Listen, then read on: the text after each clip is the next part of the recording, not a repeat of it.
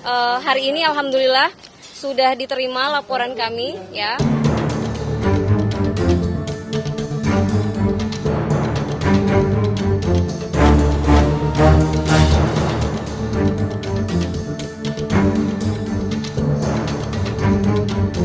Kami di sini fokus untuk melaporkan bahwa pada tanggal 1 Agustus sudah terjadi peristiwa yang sudah dibenarkan oleh klien kami, di mana mereka tanpa sepengetahuan atau diberitahu, tidak ada akses informasi, tidak ada di dalam rundown ya.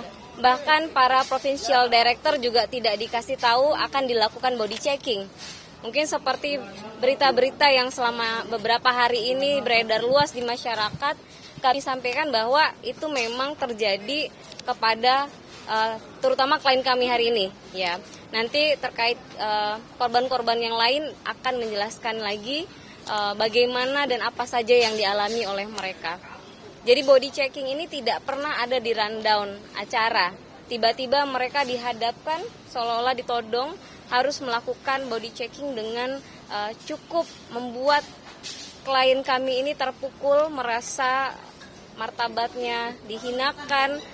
Ajang kompetisi yang seharusnya meninggikan value manusia ya, meninggikan value perempuan terutama, tetapi justru diperlakukan seperti objek ya.